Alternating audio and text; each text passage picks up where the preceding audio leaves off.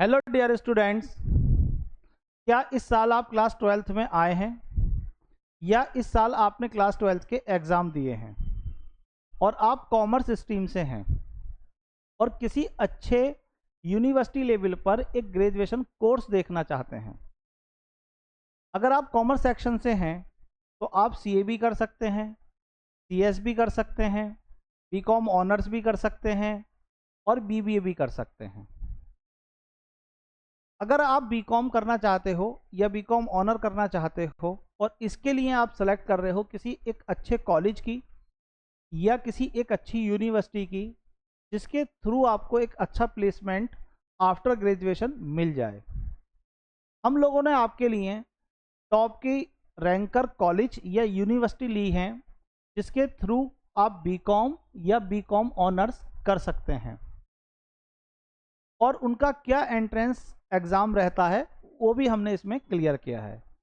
जब नॉर्मली आप यानी कि कोई स्पेशलाइजेशन कोर्स ना करें तो फिर वो बीकॉम होगा। ये आपके पास में एक ग्रेजुएशन डिग्री है और 3 साल का इसका ड्यूरेशन होता है। अगर आप बीकॉम ऑनर्स करना चाहते हैं तो इसमें कोई भी एक सब्जेक्ट जो है वो डीप स्टडी के साथ आपको पढ़ाया जाता है और बाकी नॉर्मल कोर सब्जेक्ट आपके जैसे बीकॉम में होते हैं वही लिए जाते हैं और उस सब्जेक्ट में आपका स्पेशलाइजेशन हो जाता है। जैसे आपके पास में फोकस क्या होता है, यहाँ पर आपके पास में ओवरऑल कॉमर्स के सब्जेक्ट जो नॉर्मल होते हैं वही रहते हैं, या specialisation in one subject like accounting में, फाइनेंस में या इकोनॉमिक्स में रहता है। यहाँ पर जो स्टडी होती है बीकॉम में वो बेसिक लेवल की होती है, लेकिन यहाँ पर आपके पास में जो एक सब्जेक्ट है उसमें एडवांस लेवल की स्टडी होती है। करियर ऑप्शन की बात करें हम यहाँ पर, तो यहाँ पर आप कोई भी जो एक ग्रेजुएशन के बाद में नॉर्मल जॉब्स होती हैं उसमें कर सकते हैं, और क्योंकि यहाँ आपने कोई स्पेशलाइजेशन भी लिया है तो इसलिए यहाँ पर एक स्पेशलाइजेशन जॉब का वो क्राइटेरिया आ जाता है। ड्यूरेशन ऑलरेडी मैं बता चुका हूँ, दोनों में ही 3 ईयर आपके पास में होता है। और यहाँ पर आपके पास में जो नॉर्मल सब्जेक्ट रहते हैं वो वैसे तो आपकी यूनिवर्सिटी के ऊपर होता है कि फर्स्ट सेमेस्टर, सेकंड सेमेस्टर या थर्ड सेमेस्टर में क्या होते हैं, बट एग्जाम्पल के वे में हमने जैसे बिजनेस स्टडीज़ हो गया, इकोनॉमिक्स है, अकाउंटिंग है, इनकम टैक्स है, कॉस्ट अकाउंट है, मार्केटिंग मैनेजमेंट है, ये सारी बुकें इनऑल आपको पढ़ाई जाती हैं। यहाँ स्पेशलाइजेशन बुक रहेंगी, बाकी अपने कोर सब्जेक्ट रहते हैं। देन इसके बाद हम आते हैं, पहले सबसे पहला ऐसा कौन सा कॉलेज है रैंकर जिसको हम इसमें रखते हैं, तो इंडिया लेवल पर सबसे पहला कॉलेज आता है आपके पास में Shri Ram college of commerce. ये आपके पास में दिल्ली यूनिवर्सिटी से एफिलेटेड है और इसका जो एंट्रेंस एग्जाम है वो CUET के थ्रू होता है। CUET के थ्रू इसका एंट्रेंस एग्जाम होता है, यानी कि जो आपके पास में सेंट्रल गवर्नमेंट एक कॉमन एंट्रेंस एग्जाम कराती है उसके थ्रू इसमें एडमिशन होता है। रैंक बेसिस पर जितना अच्छे तरीके से आप इसमें रैंक लाएंगे वही होगा। इसके बाद सेकंड आता है यहीं डी यूनिवर्सिटी का आपके पास में लेडी श्री राम कॉलेज। ये केवल ओनली गर्ल्स के लिए हैं और यहाँ गर्ल्स एंड बॉयज़ दोनों ही एंट्रेंस एग्जाम को अगर क्लियर करते हैं मेरिट एंट्रेंस एग्जाम की बेसिस पर तो उसमें एडमिशन हो जाते हैं। थर्ड आपके पास आता है हिंदू कॉलेज दिल्ली और फोर्थ आता है आपके पास में हंसराज कॉलेज दिल्ली और थर्ड इसके बाद फिफ्थ आता है आपके पास में शहीद सुखदेव सिंह कॉलेज दिल्ली। ये सब डी यूनिवर्सिटी के अंडर आते हैं आपके पास में और इन सब के लिए आपको एक ही एग्जाम देना है और वो एग्जाम है आपके पास में CUET।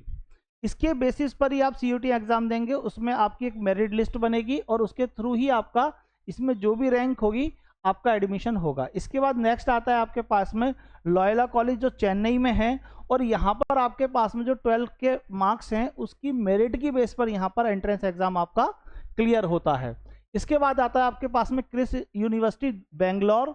इसमें जो एंट्रेंस एग्जाम होता है वो इस यूनिवर्सिटी का ही अपना एक एग्जाम है, हालांकि यहाँ CUET लिखा हुआ है क्योंकि क्रिस्ट यूनिवर्सिटी में भी पहले C ही आएगा इसलिए उसका अपने लेवल का एग्जाम होता है। इसके बाद आता है नारसी मुंजी college of economics and commerce, Mumbai के अंदर है, निम्स के नाम से शॉर्ट में ये फेमस है। इसका अपना ही एक क्राइटेरिया होता है, यानी कि ये अपने बेसिस पर ही एंट्रेंस एग्जाम लेती है। इसका अपना फॉर्म निकलते हैं एग्जाम्स के और उसके भरने के बाद आप इसका पेपर देते हैं और इसमें जो भी मेरिट आपकी इस यूनिवर्सिटी के लिए बनेगी उस बेसिस पर यहाँ पर आपके पास एंट्रेंस क्लियर होने के बाद मेरिट की बेसिस पर एडमिशन होता है। इसके बाद आता है बनारस यूनिवर्सिटी। इसमें जो एडमिशन है वो CUT के थ्रू होता है। और इसके बाद आपके पास में आती है मद्रास क्रिश्चियन कॉलेज, और ये भी आपके पास में जो इसका जो एंट्रेंस है वो मेरिट की बेस पर है, यानी कि जब आप मेरिट यानी कि जो क्लास 12th में आपके मार्क्स आएंगे उसकी बेसिस पर एक मेरिट बनेगी और एग्जाम्स क्लियर होगा। आपको मैंने ये कॉलेजेस बताए हैं, अगर इन कॉलेज के थ्रू आप कोई भी एडमिशन लेकर अपना ग्रेजुएशन करते हैं तो एक बेटर प्लेसमेंट के थ्रू आपको अच्छी जॉब अपॉर्चुनिटी रहती है। इसलिए आप अगर क्लास 12th में पढ़ रहे हैं और इसके साथ में अपनी इस स्टडी को भी लेके चलते हैं, या सेकंड आपने क्लास 12th के एग्जाम दे दिए हैं और बेटर ऑप्शन के लिए आप किसी कॉलेज को देख रहे हैं, तो ये कॉलेज आपके लिए एक बेटर करियर ऑप्शन के रूप में बढ़िया रहेंगे। आई होप कि आपको ये वीडियो पसंद आई होगी।